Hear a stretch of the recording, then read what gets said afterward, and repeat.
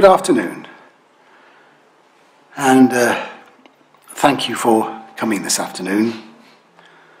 The Bible, a book's full of surprises. What are we going to talk about?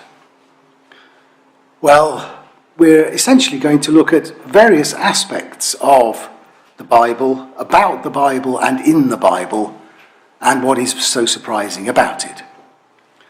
First of all, we're going to look at its popularity, its consistency, and we'll say a bit more about this when we get to it, that it actually, unlike almost any other book, tells it like it is. We're going to look at some surprising proofs of the Bible through archaeology, and we're going to look at some fulfilled prophecies of the Bible. And we're also going to intersperse those five threads, if you like, with a sprinkle of other, at least hopefully interesting, if not otherwise surprising, Bible facts. So let's start with just a few of those surprising Bible facts. There isn't any specific message in these sprinkles of Bible facts, other than hopefully you will find them, as I say, at least slightly interesting and probably mildly surprising. So, Bible facts about animals. Sheep are mentioned more than any other animal in the Bible. They actually get mentioned 187 times. Proverbs chapter 30, verses 24 to 28 says there are 4 animals that are exceedingly wise. And whilst you wouldn't necessarily think that that was the case, the examples are given of ants, of conies, of locusts and lizards. Dogs are mentioned 41 times in the Bible, but cats are never mentioned. Elephants are never mentioned, but ivory, which of course comes from elephants' tusks, is mentioned 13 times. Horses are mentioned 156 times, and 33 different types of birds are mentioned. And just while we're on animals, lions. The Bible records lions killing people 4 times. But the Bible also mentions 3 people who kill lions. So that's 4-3 to the lions, I think. On to some actual surprising things about the Bible now. First of all, the popularity of the Bible. It may or may not be a surprise to you that the Bible has for many years and still is the worldwide bestseller, by far. The Bible has sold 5 billion copies worldwide to date. And just to show you by way of contrast, the next bestseller, possibly not a surprise, is the Quran, but that's only sold 800 million copies, 6 times fewer. The Bible is the most translated book in the world. To date, all or most parts of the Bible have been translated into, well, when I checked last week, 3,223 distinct languages and subdialects, and this work continues. So if you look on the internet next week, you may find that number has gone up. Again, by way of contrast, the next most translated book is actually Pinocchio, and that so far has been translated into 260 languages. That's 80% fewer languages than the Bible has been translated into. Even the United Nations Universal Declaration of Human Rights, which of course is a pamphlet, not a book, has only been translated into 462 languages. And another possibly surprising, possibly not surprising fact about the popularity of the Bible, it's the most shoplifted book in the world. Another one of those just quick, surprising Bible facts, this time about people. There was a lady named Noah, that's in addition to the man named Noah. Manasseh was the longest reigning king at 55 years. And in contrast, Zimri was the shortest reigning king, just 7 days. Lawyers are mentioned 8 times in the Bible, but only one, Zenas, is mentioned by name, and that's in Titus chapter 3 and verse 13. Jeremiah is the only man recorded that God would allow not to get married. Only 2 people are recorded as being embalmed. That's Jacob and Joseph. And the most used name in the Bible is Jonathan. There are 14 different Jonathans mentioned. Now on to our second, more serious strand. The Bible is remarkably surprising in terms of its consistency. The Bible was written over a period of probably at least 1,600 years by more than 40 different people. And the time of that writing spans from 1500 BC to about 100 AD. The occupations of these writers include kings, political leaders, army generals, prophets, priests, musicians, fishermen, a herdsman, a tax collector, a tent maker, and a doctor. Now, all of these writers claim to have been inspired by God to write down what they wrote. And the Bible itself claims to be consistent. Just a couple of short quotes.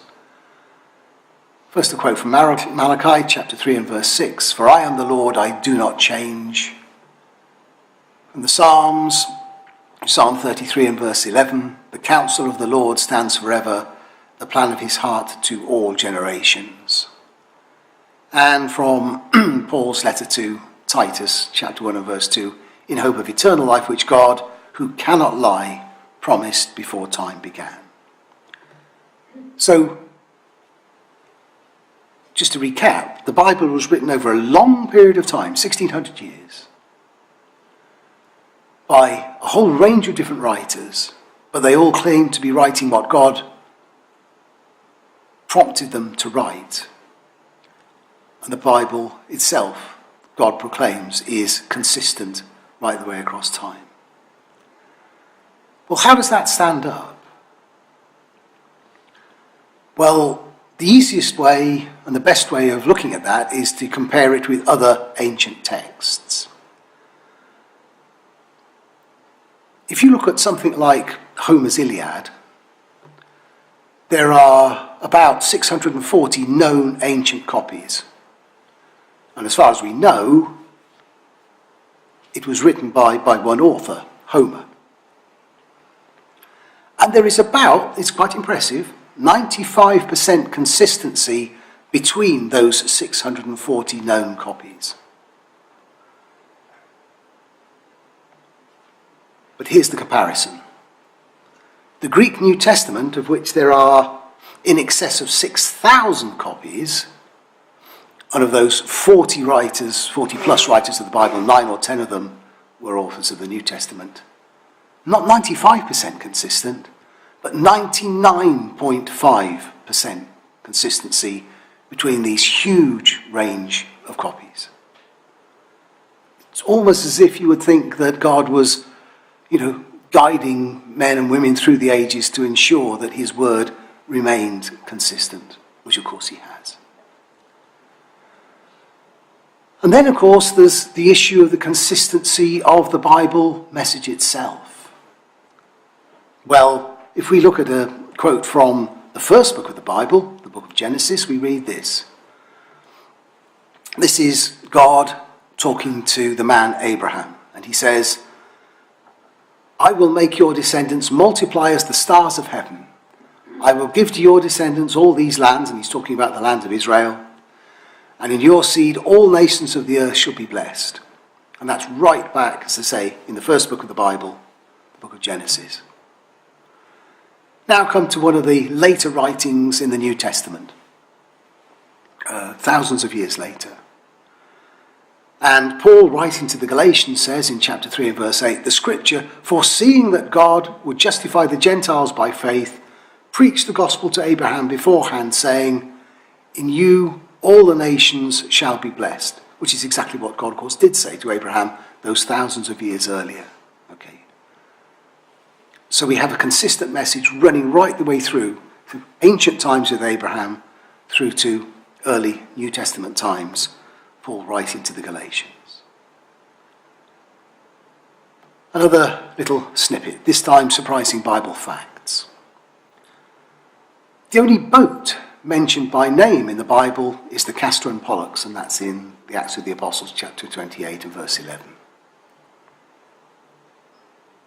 Deuteronomy 3 and verse 11 tells us that Og, the king of Bashan, had a bed made of iron that was 13 feet long and 6 feet wide.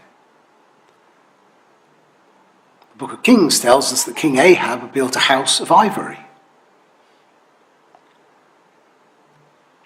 It's a bit like the cats and the dogs, this one. Salt is mentioned 41 times in the Bible, but pepper, not the once. 20 different precious stones are mentioned. 29 different musical instruments are mentioned. The shofar in Hebrew, or the curved ram's horn, which is translated trumpet 68 times and cornet 4 times in the King James Version of the Bible, is the most frequently mentioned musical instrument. 8 different fighting weapons are mentioned: the axe, the bow and arrow, the club, the dagger, the mace, the sling, the spear, and the sword. Cheese is referred to 3 times in the Bible. Back to one of our more serious strands then. The Bible tells it like it is. Famously, though it's probably not the first person it could be attributed to, but famously Winston Churchill said, history is written by the victors. And that's what we find, isn't it? That history, from a human point of view, tends to make the victors look good. In fact, most human writings tend to overlook man's and mankind's mistakes and play up those good things, those clever things that man has done. The Bible doesn't do that. The Bible criticizes its authors and those it writes about. For instance, the Bible says that the Jews are God's chosen people, but then goes on to condemn them many times for the way in which they act. And this is contrary to usual human nature, which, as I say, tends to play down human failings. Here are a few Bible quotes, again, by, God-inspired authors, just to make the point.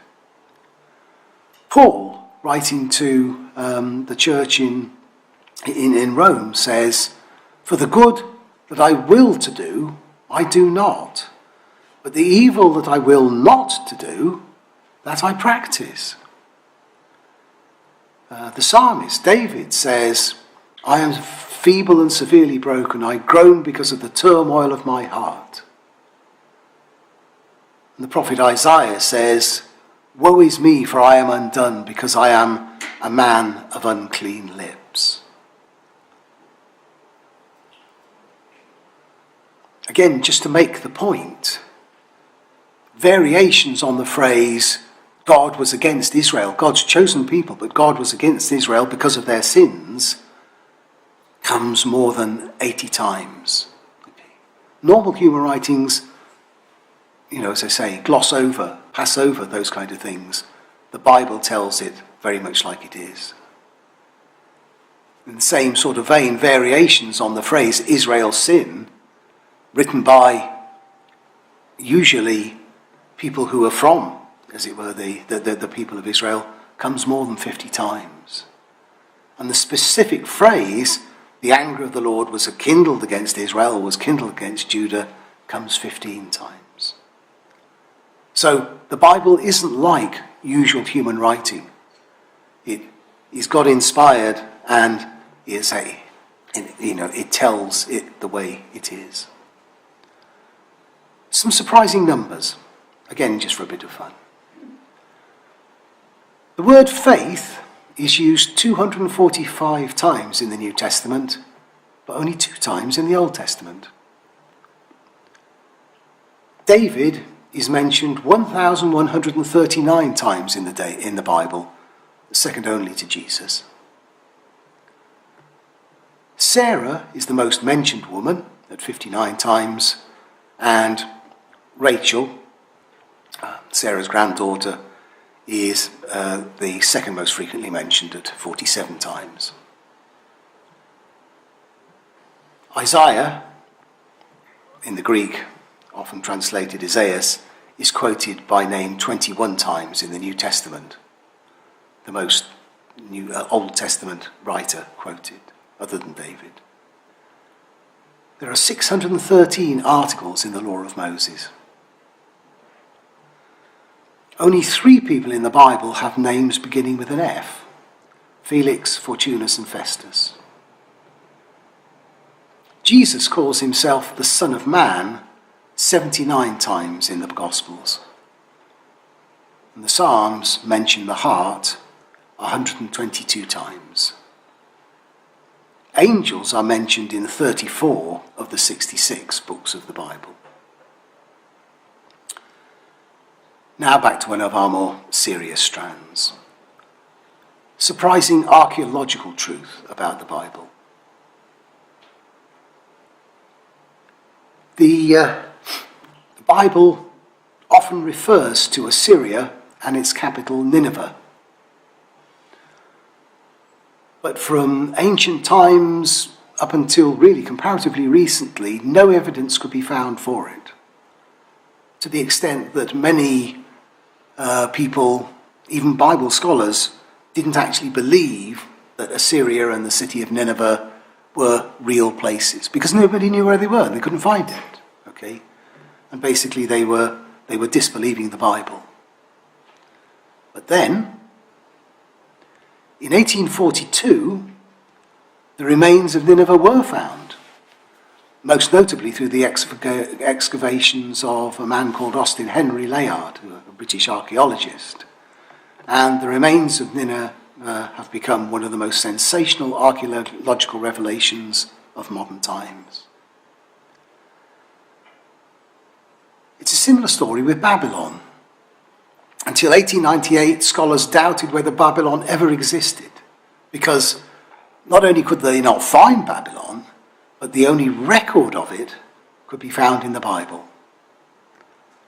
And then, in 1898, Babylon was discovered and excavated. We know today that Babylon was one of the first cities in the world. From writings found in Babylon itself, it was founded by Nimrod, who is in the Bible named as the great-grandson of Noah. And archaeologists have found his name on many inscriptions and tablets. And indeed, they found elsewhere a massive head of Nimrod excavated near Kala on the Tigris River. And coming up to somewhat more recent times, many of you, I'm sure, will have heard of the Dead Sea Scrolls. And basically, a young shepherd first discovered the Dead Sea Scrolls in 1947 near the site of Qumran, which is now in Israel on the West Bank. And over the next decade, from 1947, scientists discovered more than 900 manuscripts located in 11 caves high up in Qumran. And they include works from the Hebrew Bible, including Genesis, Exodus, Isaiah, Kings, and Deuteronomy. And the texts date from between roughly 200 BC right up until AD 70, and surprise, surprise, those texts are, again, surprisingly really very accurate compared with the texts that we have today. And coming even more up to date, in 1979, 2 silver mini scrolls were discovered at Ketef Hinnom, an archaeological site near Jerusalem, and those probably go back to something like 2,600 years ago. These mini scrolls are written in Hebrew. They contain the oldest Bible passage that survives to the present day, and it's part of a priestly blessing found in Numbers chapter 6, in fact. And these scrolls, these amulets, say that Yahweh, the God of Israel, is stronger than evil and a rebuker of evil. So there are very many archaeological findings and archaeological proofs that actually show the Bible's authenticity, both in terms of what it talks about, ancient civilizations and ancient cities like Assyria and Babylon and so on and so forth, but also those archaeological finds show that the biblical text, going back thousands of years, is indeed entirely accurate. Another one of our, if you like, fun sections. Surprising Bible facts words.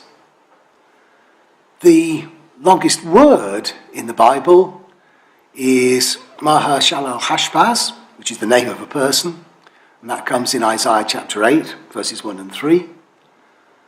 And the longest word and I think this is a lovely one, this one, the longest word that is not a name is loving kindnesses, and that's in Psalm 17 and verse 7. There are 12 books of the Bible that start with the letter J. Ezra chapter 7 and verse 21 contains every letter of the alphabet except J. Acts, the longest book in the New Testament, never uses the word love. Acts and 2 Peter are the only 2 New Testament books that don't. There are no words beginning with the letter X in the King James Version of the Bible. The Apostle Paul uses the word grace within the first 5 verses of every single book and epistle that he wrote. All the books of the New Testament contain the word Amen, except Acts, James, and John's third letter, John's third epistle. And the word faith is used in every book of the New Testament except the Gospel record through John and John's second and third letters. Back to our serious strands, prophecies. The Bible contains over 2,500 prophecies, of which more than 2,000 have been completely fulfilled, and between 400 and 500 are still awaited. The detail of the prophecies and the accuracy of their fulfillment is both remarkable and surprising. Let's concentrate particularly on prophecies about Jesus. There are many others, but we're just going to concentrate really on prophecies about Jesus here. Firstly, picking up from our introductory reading, Daniel chapter 9, verses 25 and 26. Part of that says, "Know therefore and understand that from the going forth of the command to restore and build Jerusalem until Messiah, the Prince, there shall be 7 weeks and 62 weeks, and the street shall be built again, and the wall, even in troublesome times." And then later on it says, "And after the 62 weeks, Messiah shall be cut off, but not for himself, and the people of the Prince who is to come shall destroy the city and the sanctuary. The end of it shall be like a flood." Well, 7 weeks and the 62 weeks, taking a day for a year, is 483 years. The decree regarding the restoration of Jerusalem, which is what the prophecy had originally been talking about, was issued by Persia's king Artaxerxes to the Hebrew priest Ezra in 458 BC. 483 years later, Jesus began his preaching ministry. Jesus was then cut off. He was crucified. And in AD 70, the temple, the sanctuary that was talked about in the prophecy, and the city of Jerusalem was destroyed. The People's Republic of the Romans rushed in like a flood to destroy it. That's what the secular Roman records actually say. Let's look at something which is maybe really quite familiar to all of us. Micah chapter 5 and verse 2. But thou, Bethlehem Ephratah, though thou be little among the thousands of Judah, yet out of thee shall come forth unto me that is to be ruler in Israel. And that prophecy was written probably about 700 BC. And of course the fulfillment of this prophecy is the birth of Jesus Christ, and that's one of the most celebrated and well-known facts in history. And everybody knows that Jesus was born in Bethlehem. Here's another prophecy about Jesus. The prophet Zechariah, in chapter 11 and verse 12, says, So they weighed for my price 30 pieces of silver, and the Lord said unto me, Cast it unto the potter, a goodly price that I was prized at of them. And I took the 30 pieces of silver and cast them to the potter. Now, Bible writers and indeed secular historians both record that 30 pieces of silver was the sum paid to Judas Iscariot for betraying Jesus. And they indicate that the money went to purchase a potter's field. So we read in the gospel record through Matthew, chapter 27 and verse 9, and they, that's the Jewish rulers, took the 30 pieces of silver, which had been paid to Judas, the value of him, Jesus, who was priced, whom they of the children of Israel priced, and gave them for the potter's field. In other words, bought a potter's field.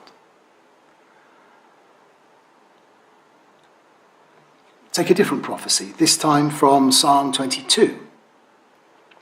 The congregation of the wicked has enclosed me. They pierced my hands and my feet. I can count all my bones. They look and stare at me. They divide my garments among them, and for my clothing they cast lots.